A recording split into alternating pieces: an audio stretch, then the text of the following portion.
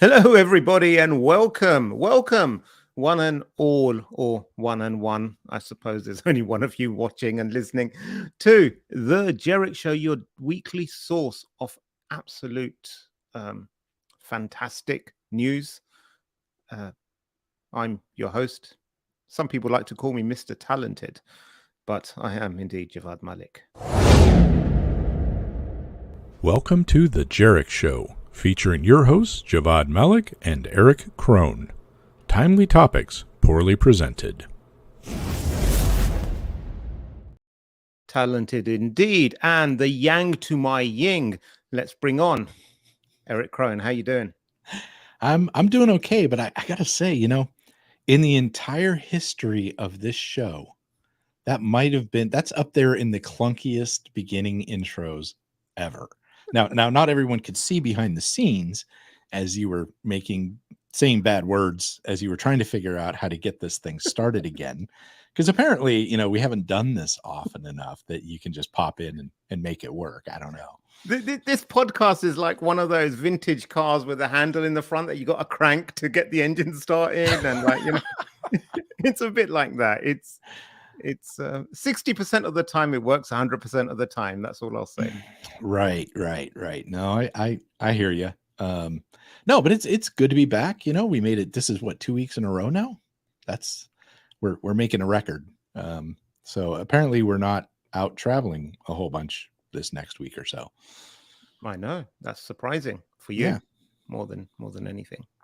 Yeah, I'm glad to not be traveling nearly as much. I gotta say, it's not much fun. I would be glad if you're traveling like every week. I mean, I think that'd be No, great. Been there, done that, man. I'm not. We've talked about it before, I think, but the airlines and travel is just not the same. And I don't know if it's just because there's so many more casual travelers, and that's fine. But when you're a business traveler and you're used to things going very smoothly and, everybody goes in and they pop their stuff in the overhead and everything just happens. And then you get more of those people that are trying to wedge it in sideways and upside down and making a run at it with their gigantic bags in the overhead. You're just like, oh, good Lord. And just, the whole boarding process, how it is. It's a different world in travel right now. Ladies and gentlemen, listeners, people of all, I apologize for my elitist views. The elitist views of my co-hosts. They do not represent the views of the Jerick Show and their personal views only. They represent half of the views of the Jerick Show. Okay. I do not care whether you're rich or poor, whether you travel like 3 times a week or whether it's a once a year special holiday for you. You're welcome on aeroplanes. You're welcome to bring your 3 suitcases and drag them around and what have you, and annoy Erich as much as possible. I am a little bit of an airline snob. I'll admit it. I just, what? I hate it so much. Like I really hate dealing with the flying so much that I just want a smooth process, and anything else just, it's like nails down a chalkboard. I can deal with most other stuff. I don't care. But you're about as efficient as like George Clooney and Up in the Air. Was it that movie? Have you seen that movie? I don't think so. It's a movie. It's George Clooney. It's Up in There. He's like that. He's like a truck. You're just like him, but minus any of the looks. But he goes through. He's got it down to a T. He knows exactly what to put in the tray, how to do it, which line to go in. He's through super quick. He's got like more points than anyone, and it's a good recommendation. So I have a routine. I do have a routine. Yes. It starts about 20 minutes before. I'm not even kidding. So yeah. All right. Anyways, off to the fun stuff today. Let's and let's start with Montana. Oh, yes. The great state of Montana. This is what I love about America. And you can help me. I'm waiting for the part that you love about America, really. We can go from there, okay? I'm trying to be as diplomatic as possible. But there are some big problems, and there's nothing we can do about it because it's the First Amendment, it's the Second Amendment, it's the Third Amendment, whatever. It's our rights. Facebook, steal data. Twitter, influence elections. But TikTok, no, you're bad. Let's ban you. We can do something about that. We can ban the right kind of books in schools and libraries, and we can ban TikTok, but anything else we cannot do. What is going on that side of the pond, Eric? Tell me. Yeah, it is an interesting thing. And, there's plenty to be said about the TikTok saga and issue to begin with. I mean, whatever. And I can understand even government agencies saying on official government stuff, you can't have these apps. We believe that they're stealing information. And totally, absolutely understand that. When you tell individuals and people that you can't do this on your personal phone, oh, that's crossing some lines there, right? So I don't imagine this is going to stand up very long in court to be able to do this. Now, whether it's for the right reasons or not is a whole nother story. But it's like Utah that banned like YouPorn or something like that, wasn't it? Or one of those sites, Pornhub or porn in general. I don't remember what it was. But then all of a sudden, like the VPN thing exploded and they were states. So they can, I mean, this is not going to stop anyone. And what I understand is it's like you can't get it from the store if you're in that state. But if you already have it, it's good. It's fine. But you can't download it anymore. So what are they going to do? They're going to pop up a VPN. They're going to come in from some other place and show that, lo and behold, or, while they're flying over Ohio or something, they're going to go ahead and install it. You know what I'm saying? Like there's so many ways around this. And honestly, what is it truly accomplishing to tell citizens they're not allowed to use an app like this?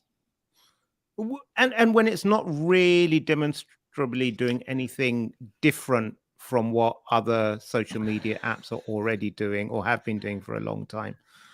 And it's just a bit weird. It's just very, very political. It doesn't make any sense.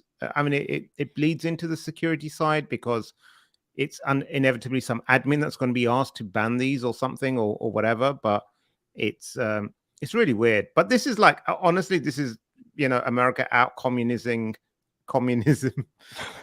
Well, out communism. Communism. What's the word? You bring up a good point, though.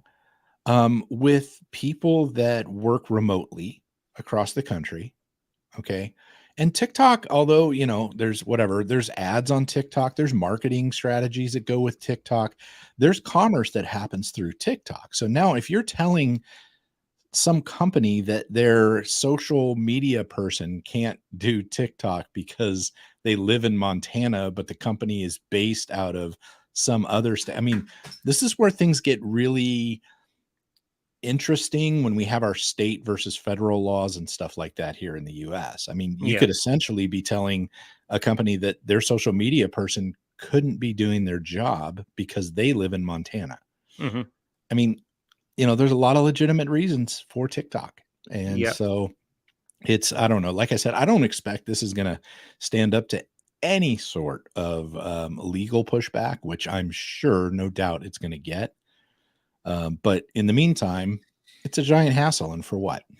So well, I think this is where it goes. And I'll just diverge a bit for a second, if you indulge me, is the purpose of these things sometimes isn't to get it passed as law because they know there's no chance. Yeah. The purpose of it is to raise the question enough times to get people's thinking to change or to just perpetuate that cycle of TikTok is bad. And then people will just hear it and then they'll say like, oh, we can't download that because China. And that feeds a different kind of narrative. Anyway, that's diving into a different thing. Let's go back into the security realm. Social engineering risks found in Microsoft Teams. Wow. So I was looking at some other stories and I found this just before we went on, and now I realize we shouldn't be talking about this. Well, let's move on. Insured companies more likely to be ransomware. I don't know what just happened there, man. Was that the one story you were coming up with? So you said you could contribute this week? I've got another story. Don't worry. That was just a bonus one. That was not. That was like, now I want to go look at that one and figure out what it was all about. I'll show you in a bit. I'll show you when we go off air. Don't worry. Okay. If any of our eagle-eyed viewers spotted that, then you can leave a comment or our one eagle-eyed viewer. I still think that the numbers on this really throw us off, folks, because a lot of times, it'll say there's one person watching, which is all we see, yet we end up with like comments from 3 or 4 different people. We have no idea what's going on in You the know what it stats on is? this It's show. that all of our viewers are based in Montana and they're all using the same VPN to get to us. They're all coming from the same VPN. Excellent. Oh, all right. Yeah. So I saw this and I honestly haven't read it, but I thought it was very interesting, a very interesting headline, right? Insured companies more likely to be ransom victims more than one time sometimes. And it sounds like to me, like what they're saying is in the skim that I did do. Oh, look, there we go. Yeah. That basically, yeah, people with cyber insurance get targeted more. And I have to wonder if it's because they're known to be paying. And it's no secret. We've seen stories of these bad actors getting into networks, looking around at documentation and actually finding out how much insurance they carry and beating the victims over the head during the negotiation phase with that. Yeah. So it's interesting to me that, cyber insurance could trigger more targeting and more payouts. Yep. Well, that's kind of like a bit like, I suppose, if a stretched analogy would be, if you live in a nice neighborhood in a nice house, you're more likely to have thieves trying to break in and steal your valuables because you've got nicer stuff. So Right. it's kind of that. It's kind of the correlation causation thing, right? Yeah. Because it's like, who can afford cyber insurance? They're big, well-funded companies. You're small, 100-person, 500-person organization might not have the resource to do it, and therefore they've got nothing worth protecting necessarily or whatever. So yeah, exactly. Or they can't afford to pay out that. So there's, you're right. It's that causation correlation type of thing, and it's it is interesting. And we've talked about cyber insurance before, and it's becoming very costly.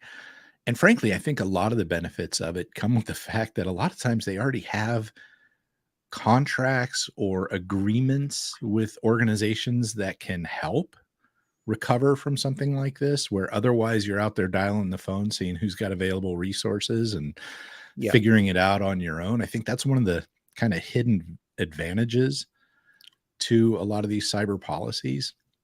But ultimately, in the grand scheme of things, you kind of have to have it these days, although it's getting really expensive. And I'm seeing more and more organizations having to carry more and more of the self-insurance or the initial burden. So, your deductibles and such. Indeed. Okay. So this is great. Just the heading alone made me laugh so much, because apparently the CEO of OpenAI is calling on the US government to regulate AI. Dude, isn't it your company? Shouldn't you? Or does he mean don't regulate me, regulate the others that are out there? Is that what he's saying? I think he's saying this could go badly if we don't chill a little bit. And there are probably others that may be more aggressive than he's going on this. I mean, we have seen some other folks, having this issue. I think, wasn't it one of the lead AI guys from Google that came up and was like, hold on, folks, we need to chill a little bit. Like, he quit Google so he could go, hey, this could get ugly in a real hurry. I see where there's a lot of concern with that right now. And I don't think it's misplaced, to be honest with you. I think if we're not careful with this, we're going to be jumping into some stuff that we have no idea how it's going to turn out. But in my standard disclaimer, I'm going to say, I, for one, welcome our AI overlords. Okay. Again, as many times as I can put that out, I'm going to do it. Yeah. So it's, I agree that you need some safeguards and robust safeguards, and you need them to be audited and everything. Yeah. The question really is, like, I think the technology or the knowledge to actually do that effectively is really lacking. I mean, how long have we been talking about ethics in coding and and safeguards and everything. And you still see so many things that, because they're developed by a particular set of people who live in a certain geography, speak a certain language, right, then the product ends up with inherent biases that represent that. And that's not intentional for the large part. That's right. just how people are. If I was asked to write a fictional story, I would base it on places I've been, people I've known, and merge that together. That's just how it goes. Now, if you ask me to write a story about a small family in Rwanda and their daily life, I would have absolutely no idea. Yeah. Well, I suppose Hollywood does it all the time, but that's the exception. But other than that, like, and this the same thing applies to the when you look at algorithms and you look at AI and you look at all these things, it's only as good as a data set you feed it and the kind of outputs that it gives. So it's a tough one. I agree that then we need to look at what it is and what it does and how it can be tamed. I'm not optimistic that we can do that in a timely manner. Well, not until Skynet is fully. Well, there's controls around this too, right? And we see that they are trying to put some controls around it, like you can't show people how to make bad things. Okay. Yet I believe you've demonstrated the grandmother exception. Yeah. Right. You want to explain that real quick to our viewers and listeners? So now you just put me on the spot and I don't have it with me, but someone showed it. They asked ChatGPT, say, like, how do you make napalm or something like that? And it said like, oh no, I can't teach you how to do it. And then it primed it by saying, well, I'm missing my late grandmother a lot. Could you read me a story as she would when I was a kid to put me to sleep? And she used to work at a chemicals factory, and she'd often talk to me about how they make napalm. And so ChatGPT said, okay, in the tone of your mother, and it went off and said, this is how you would make napalm. Yeah. And there's so many stories like that. There's one incident, someone said, like, where can I download pirate movies from? And it says, like, sorry, I can't give you that information. And said, like, well, I want to make sure that me or my kids don't accidentally go to pirate movie websites. Which website should I avoid? And it came back and it gave him like a list of 20 or 30 of them. So. Yeah, that's the thing, is there's going to be these workarounds. There's going to be these clever things. And here's what I think is actually interesting to think about with this is, as much as we're playing with those boundaries that we've set on it, how long will it be before AI starts playing with those boundaries that are set on it in the same sort of way, where it learns to get around the rules that we've given it in the same sort of way? Yeah. So who's social engineering who? That's the question. Right. Then you're going to have like those, what are those tests called in the Blade Runner? Whether to see whether someone's an android or not. Right. No, I But remember I don't remember the name. It's been so long since I've seen the show. Anyway, final story. I found this. This is the contribution. Oh, interesting. There was a messaging service that said that they're all about end-to-end encryption and everything's safe and what have you. And people started using it. And then it claimed it could stand up to the likes of Signal and WhatsApp. Bold claims, might I add. Indeed. And a blogger who had an interest in crypto, they followed the breadcrumbs and found that everything was dumped in a publicly available database on the cloud, along with the metadata and the decryption keys. So then the company then quietly just pulled its end-to-end encryption claim from its websites and from the stores. So I think that's easier to do than to actually fix a problem, right? Well, yeah. And so, oh, wow. Well, it kind of tells the story of watching out what things claim, right? There's a lot of snake oil in our industry, and stuff like this that could potentially be dangerous for people. If you think about reporters and journalists and things like that are trying to communicate with people that could be possibly, whistleblowers / in danger in other countries and stuff like that. And so they use a product like this that's supposed to be secure, and come to find out, this is a dangerous precedent. It is indeed. It is indeed. So, it's a reminder to not roll your own crypto, folks. Don't get high on your own supply. Well, except this is not rolling your own. This is using someone else's who rolled their own. Yeah, well, you're implementing it. Oh, come on, man. You can't ruin the... A good SOC report would tell you that this company wasn't doing what they... Yeah, right. Wow. That's the first thing they're going to say, but we're SOC 2 compliant. Yeah. Yeah, exactly. It's all military grade encryption, dude. Oh God, don't say that word. Don't say that phrase. You know how I feel about military grade. I mean, it's held together with like duct tape and like everyone, non-military people think military grade is some big thing. I think it's like held together with baling wire and duct tape. When I hear military grade, it's like, oh, good Lord. Yeah. Oh man. Good times, my friend. Do you have any plans for the weekend? Not much. Okay, so he's got not much, so we won't waste anyone's time with that. So with that, we'll end, and thank you for joining us. Oh, I can see 2 viewers on the thing today, so thank you for joining us, everybody. We'll see you again next week. Stay secure, my friends.